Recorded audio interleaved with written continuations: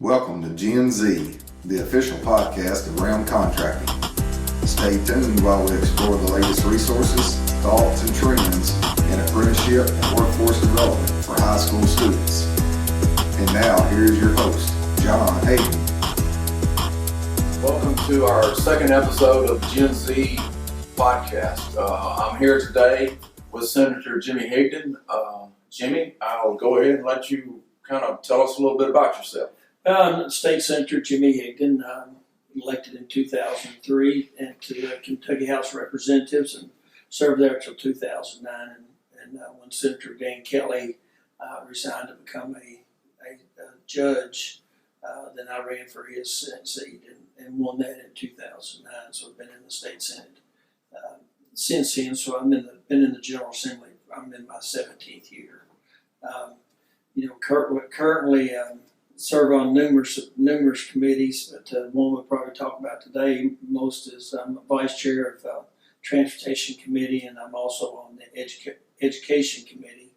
And currently I'm serving this summer on a workforce or task force to look at career technical education in Kentucky and work on changes that we need to make to our area technology centers and our the state-operated area technology centers. So what does that committee comprise of?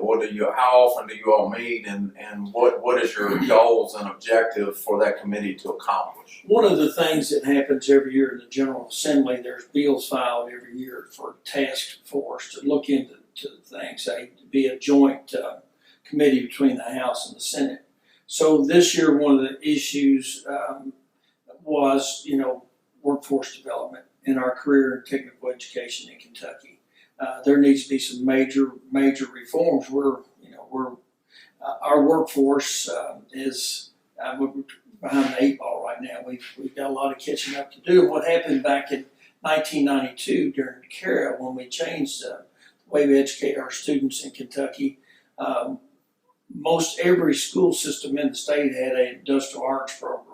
And we've, over the years, have eliminated those programs.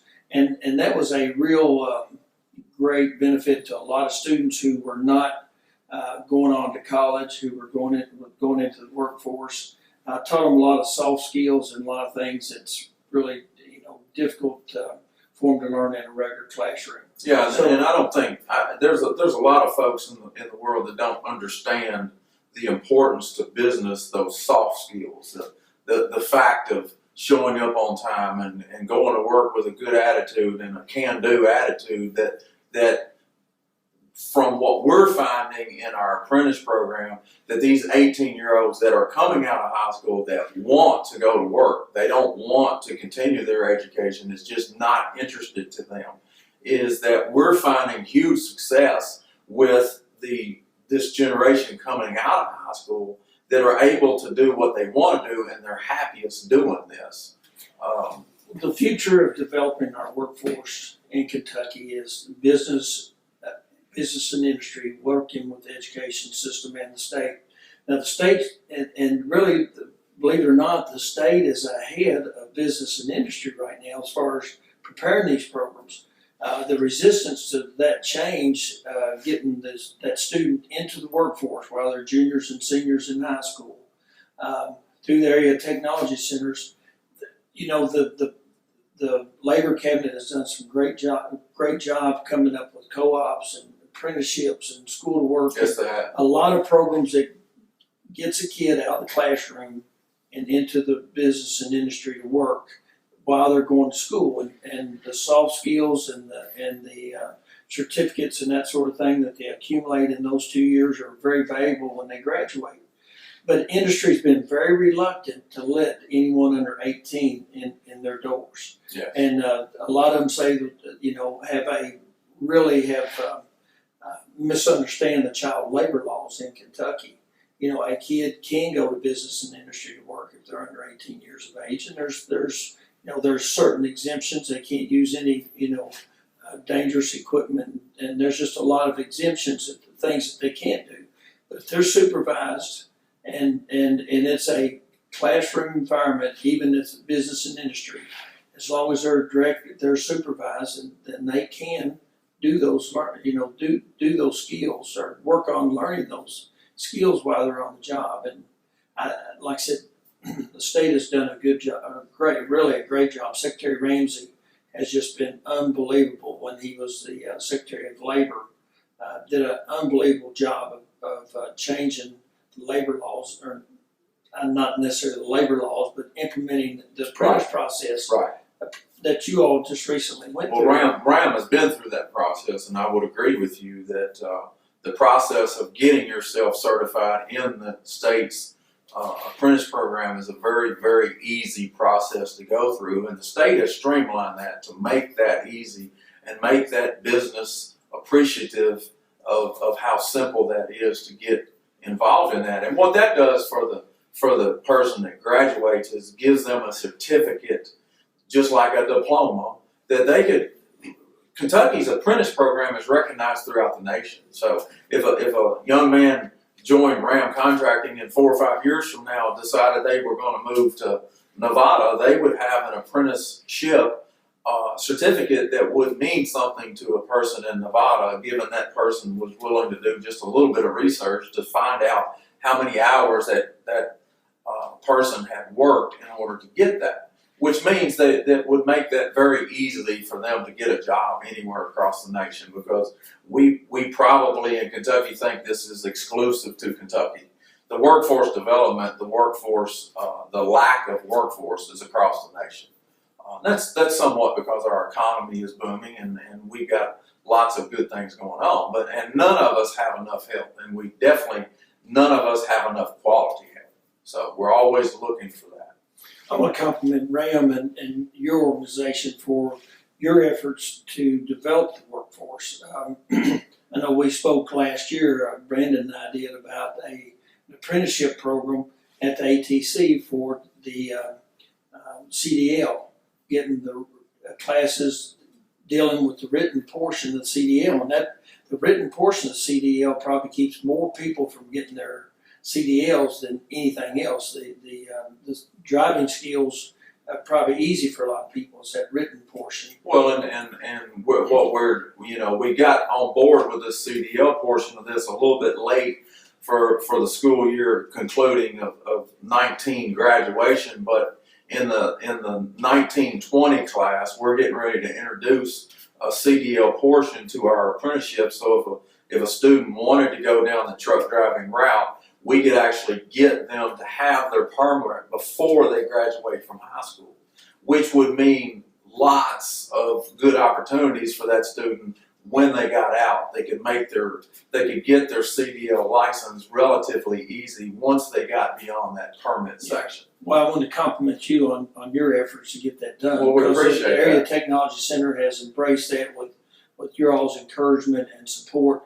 But I saw a listing not long ago. It was one of the top 5 demand jobs in America, and I think it was number 5 was truck drivers. And it's not a minimum wage job. It pays very well. Correct. And these young folks graduating from high school, the law says that an 18 to 21-year-old, they can't drive interstate from one state to the next, but they can drive intrastate. Right. Which means, dump trucks and That's correct. those type of. And there's plenty of tractor and trailers that stay in the state of Right. Kentucky.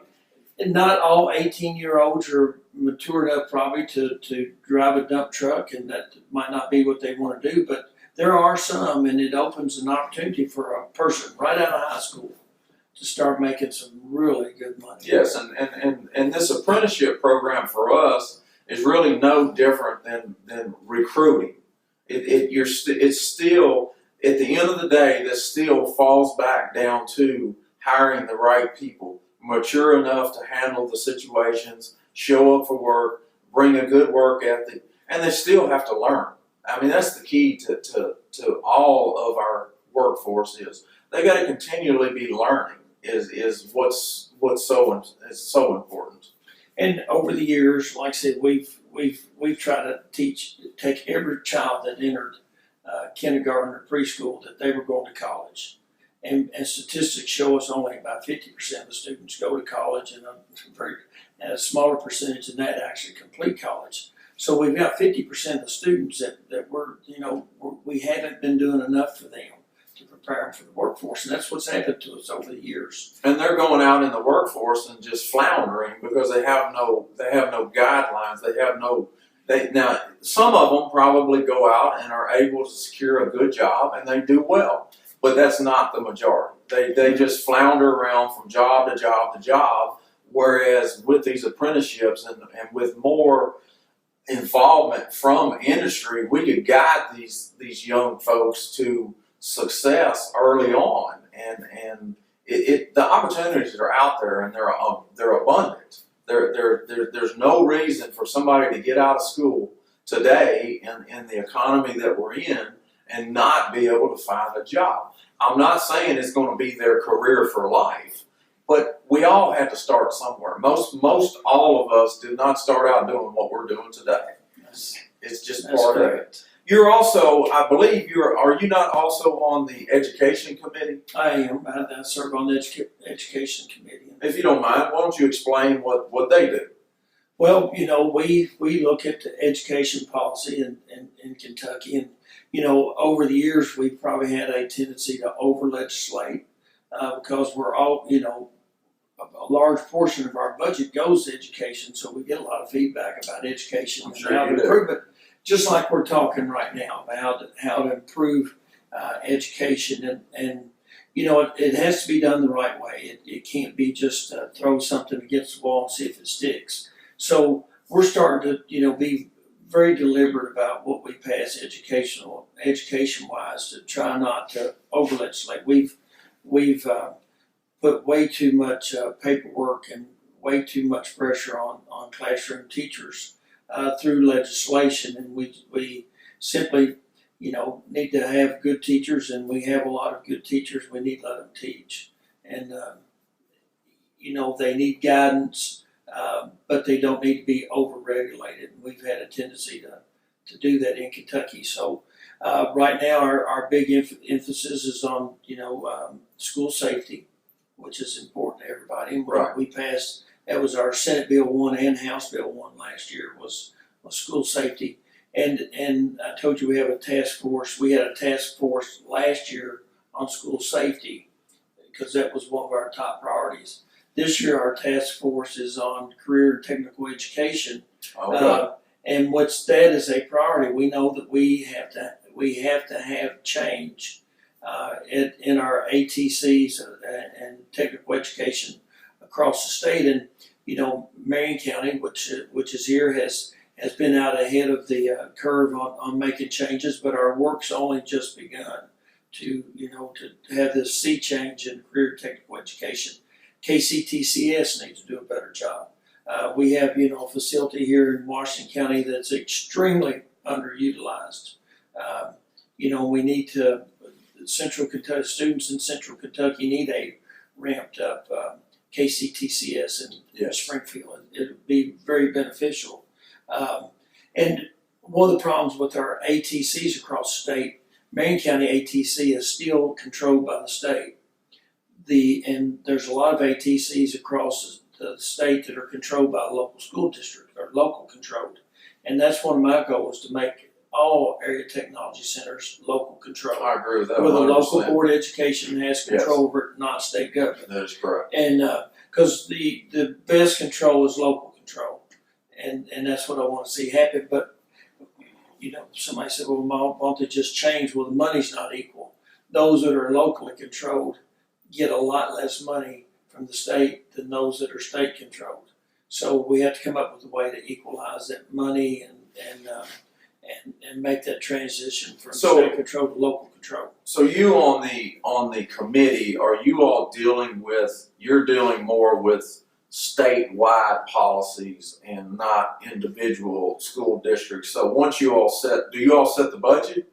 We set the budget. Once you set the budget, you're setting that statewide, and then that gets divvied up amongst districts, and then from that point, each district handles their own money. That's correct. So And they get money from the state, plus most of their money, or not most of it, but a larger portion than comes from the state comes from local government, Right. property taxes. So that's how the school system is funded.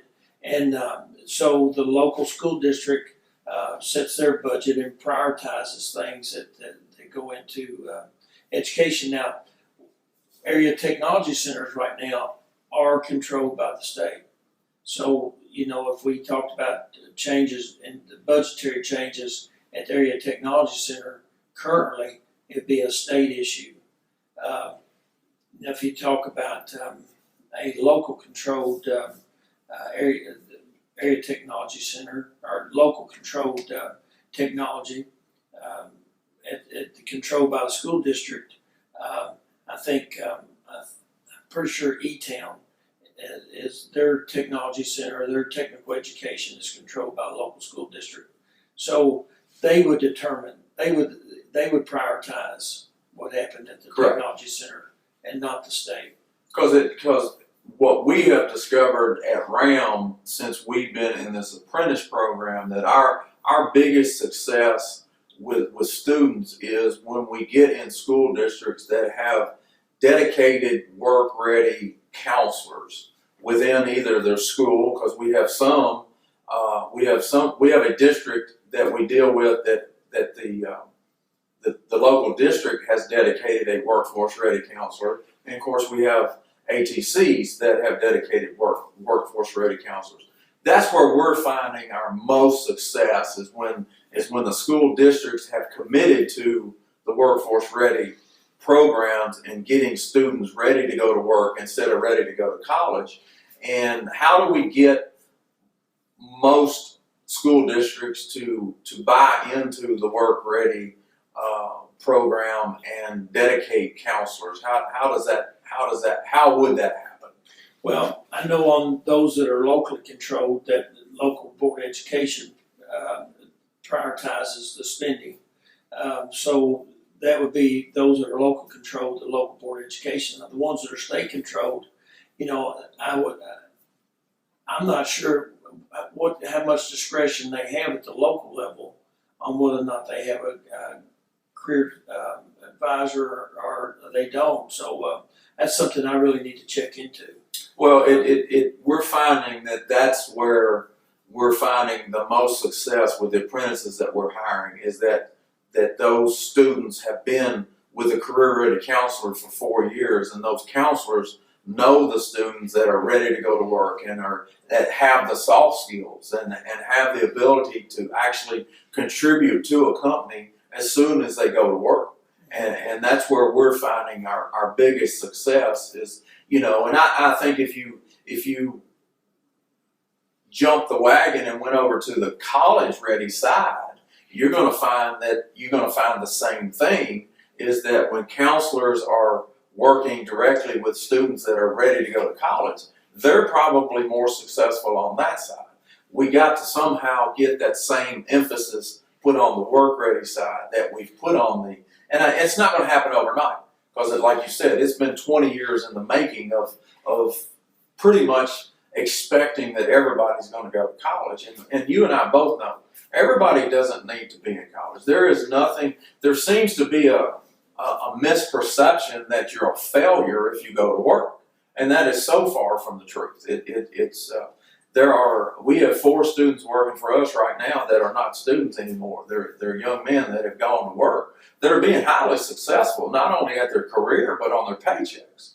They're making a good living, and it will do nothing but get better and better and better as they get better and better and better and older and mature and do the things that we need them doing. So I think there just needs to be this mind shift of that college is great, but it's just not for everybody, and going to work is not by any means a failure. They can be very, very successful. But as we see Kentucky's economy to continue to improve, it has. The economy's been strong. Unemployment's at an all-time low. We're going to see this demand for good people continue, and it makes it that very attractive for a young person to enter the job market versus going to college. Now, sometime when the economy's bad, there's no job available and they end up going to college. And that's not the case now. There's a lot of demand for young people to enter the workforce, and the pay is good. And as that demand continues, which we're probably easily into a second or third full year of that demand continuing to go up. As that demand continues to go up, the pay is going to go up with it, because we as industry are going to continue to struggle, and we're going to have to attract people. And we all know the way you attract the best people is through your pay, and then your expectations of those people, and when they get on board is where they continue to get more pay. I mean, we all go to work for one reason mostly.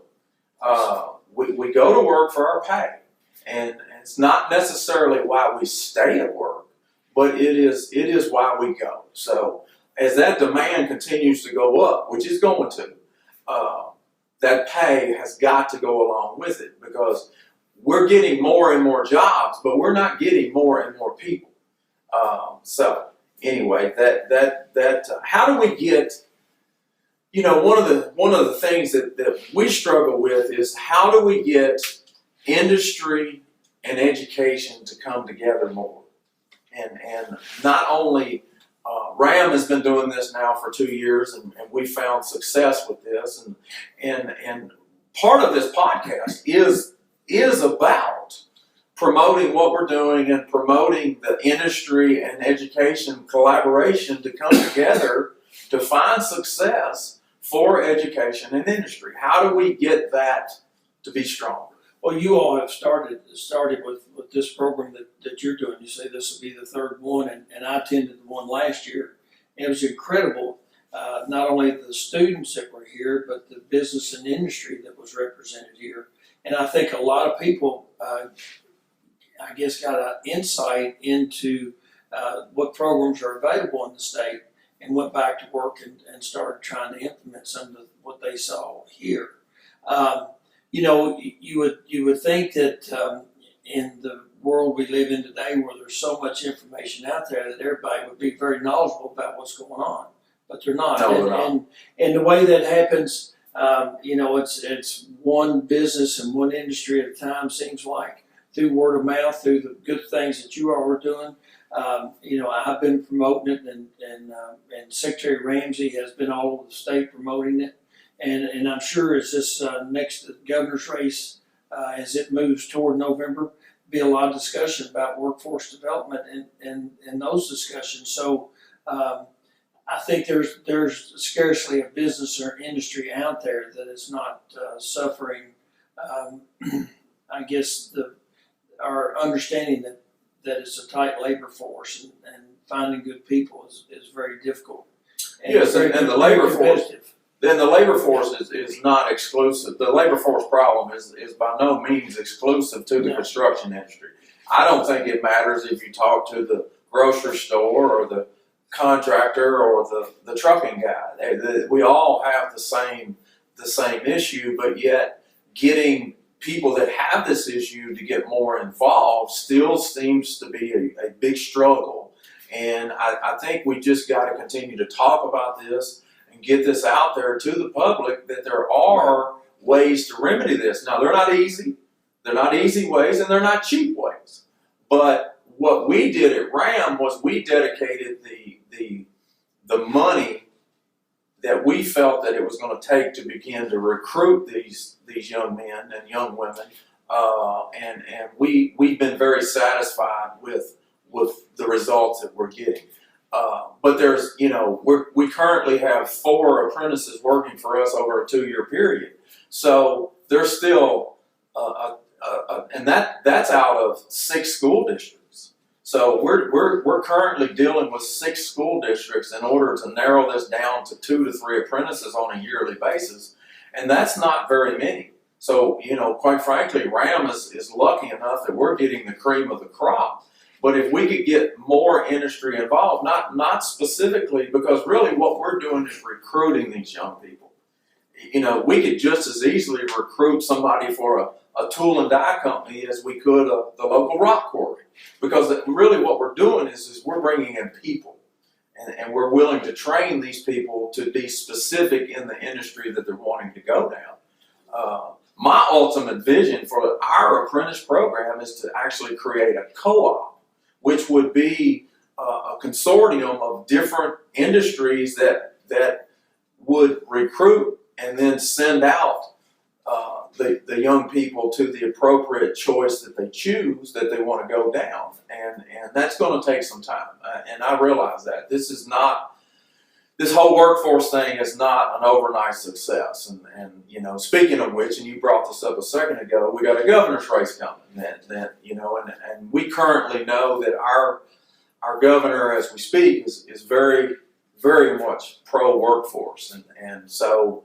What given we have an administration change, what would you anticipate that workforce development? Is it going to take a hit? Is it going to stay level? Or is it going to grow? What would be your opinion on that? Well, I think workforce development is a very important issue, and anybody that has an opportunity, as you're listening to the two that are running for governor, to make sure that that's a priority of theirs, they will continue, whoever's elected, that they will continue to, workforce development, to continue to grow our workforce, continue to train our workforce, to make it a priority that all that is done. And of course, you still have the General Assembly controls a lot of the legislation, but the governor's office controls the day-to-day operations. And, under Governor Bevin, the Labor Cabinet has been, just unbelievable in their support of the apprenticeship program, schoolwork, and working with industry. Hats off to this administration, Governor Bevin's administration, for what they've done for workforce development. No, they have done a good job. They, in fact, like I said earlier, it's one of the few times that you'll see government get out ahead of business and industry. And they have done and they have done that. They've made it available, and we just, our job with this podcast today is get that information out to business and industry to, take a look at what's going on in Kentucky. Take a look at what's available, and take advantage of it. And we talked about the area technology centers. One of my goals this year is to get all local area technology centers where they're under local control, where if the control is local, that area technology center should be reflecting what the industry and business need in that local district. That is correct. They shouldn't be worried about, if there's no jobs for, welders. If there's no demand for welders in a certain area, correct. You shouldn't be training welders. If there's, demand for auto mechanics and industrial maintenance and CDL. You need to know where the demand is and cater to your local that local region that you serve. Yeah, and that local ATC should know what those demands are, and that's where industry becomes very, very involved with the ATCs, is because they're communicating.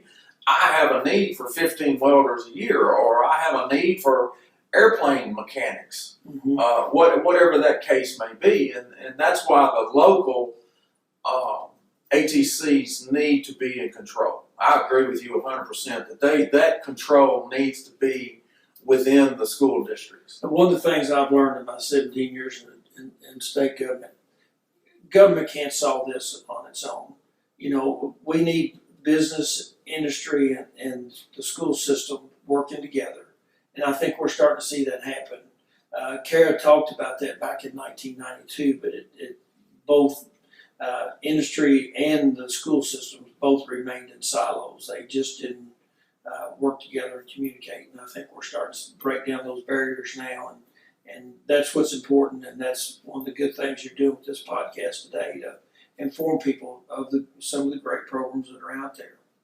Thank you. That is truly what this podcast is about, is just getting information out there that is available to people, to the opportunities that do exist within our environment today that people are not tapping into. Let's see, one more question and we'll conclude. And I want to talk about the state retirement plan a little bit. Okay. I know this is a really good subject. It is. So why don't you tell us where this is headed from your opinion, and how do we fix it? Well, I'll try to give you the cliff notes first because I could talk about this issue for a long time. Kentucky's pension plans are underfunded, some worse than others. And typically the legislature gets the blame for the entire thing, and most of the actuarial analysis that's been done on the retirement systems shows that legislative underfunding is only about 20% of the issue. There's been poor management, there's been incorrect assumptions. One of the assumptions that would just change was how long people live. People are living a lot longer than they did when these things were put into place. Actuarial assumptions, we've been assuming, and we just changed it, went into effect in this past year.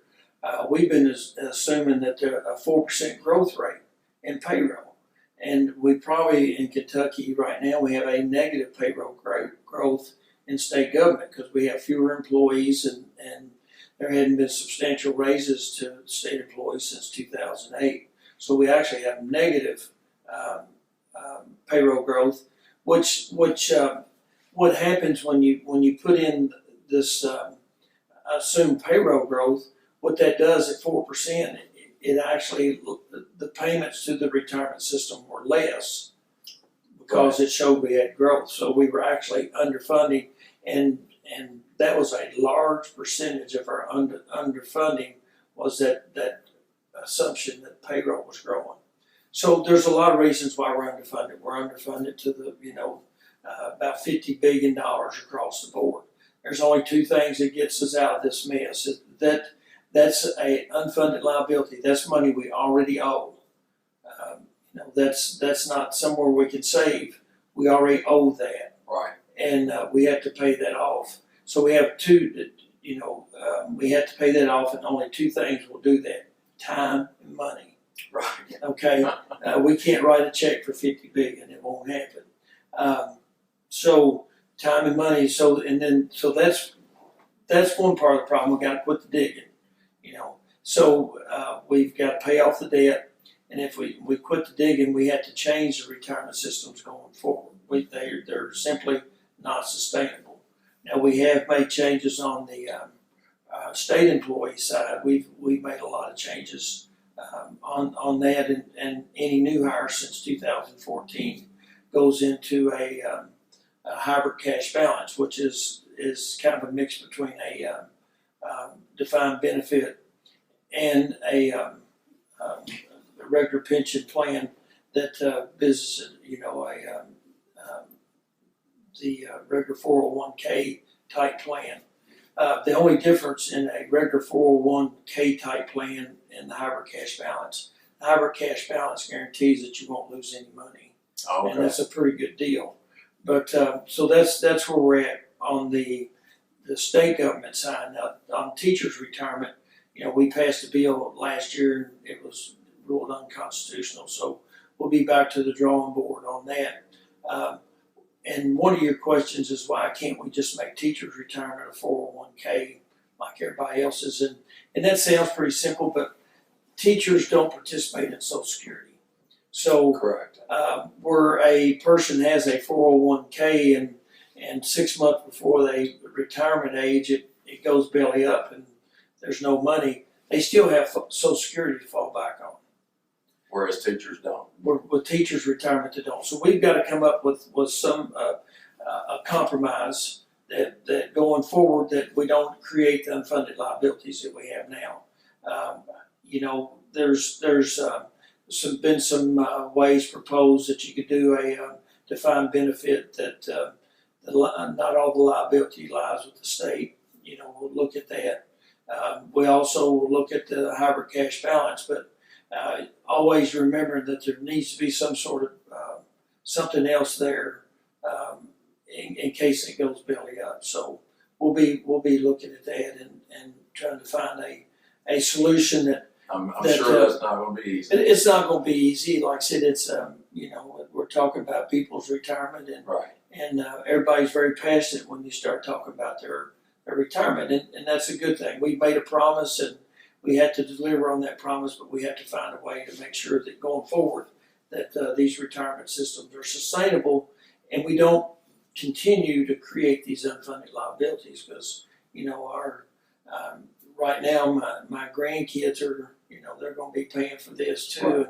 and I'd like to be able to find a way that where my grandkids' kids are not paying on this debt, because I if you look out 30 years, and I know my grandkids are going to be in the workforce and they're going to be paying for this. So that's the big thing is keep the promise what we've already made. We have to deliver on that. But going forward, we have to find a way for these new teachers that we hire, that we have a retirement plan for them that's sustainable. We appreciate your time, Senator. Well, Glad to thank you. have you as a guest today. You brought a lot of good advice for us, and a lot of industry good things. Gen Z, we appreciate your all's time and look forward to seeing you on the next one.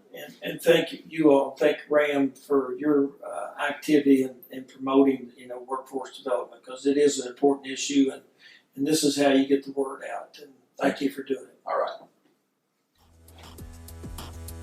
You have been listening to Gen Z, the official podcast of Ram Contracting in Springfield, Kentucky. Your host has been John Higdon. Thank you for listening, and we will join each other again soon.